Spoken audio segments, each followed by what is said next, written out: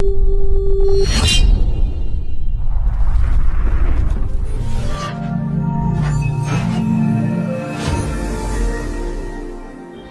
அன்பில் பிரியமான சகோதர சகோதரிகளே, அன்னை மரியாளின் அன்பு பக்தர்களே, மரியே வாழ்க.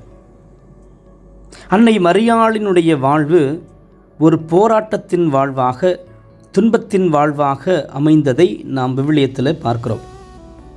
அவருடைய வாழ்வு ஒரு சராசரி மனித வாழ்வாக இருந்தாலும் சற்று அதிகமாக வியாகுலங்களை பெற்ற ஒரு பெண்மணியாக நாம் பார்ப்போம். துன்பப்பட்ட ஒருவரால் தான் மற்றவரின் துன்பத்தை முழுமையாக புரிந்து கொள்ள இயலும் என்ற கோட்பாட்டுக்கேற்ப, அன்புக்குரியவர்களே, தன் வாழ்வில் ஒரு சாதாரண இளம்பெண்ணாக, இல்லத் தலைவியாக, ஒரு அன்னையாக, சமூகத்தில் ஒரு பெண்ணாக, துன்பத்தில் பல்வேறு வடிவங்களை அன்னை மரியாள் சந்தித்தார். மற்றவரின் துன்பங்களை விட அன்னை மரியாளின் துன்பங்கள் சற்று அதிகம்தான். துன்பப்படுகின்ற மற்ற மக்களை அன்னை மரியாள் அரவணைத்துக் கொள்கின்றார். அதற்கு மிக முக்கியமான உதாரணம் கானாவூர் திருமணம்.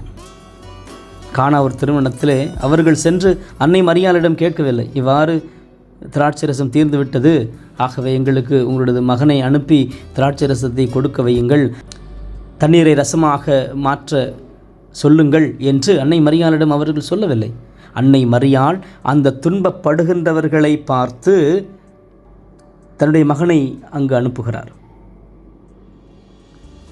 அன்பானவர்களே, நாமும் பல்வேறு துன்பங்களுக்கு மத்தியிலே அன்னை மரியாளை நாம் கூப்பிடும் பொழுது, அன்னை மரியாளை அழைக்கும் பொழுது, அன்னை மரியாள் நமக்கு அனைத்தையும் சொல்லித் தருவார்.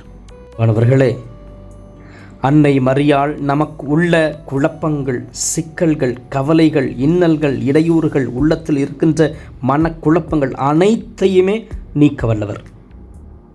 இவ்வாறாக அன்னை மரியாளை உண்மையாக நாம் உணர்ந்திருந்தோம் என்றால், அன்னை மரியாள் நமக்கு பல நல்ல காரியங்களை செய்தது நமக்கு நிறைவு வரும்.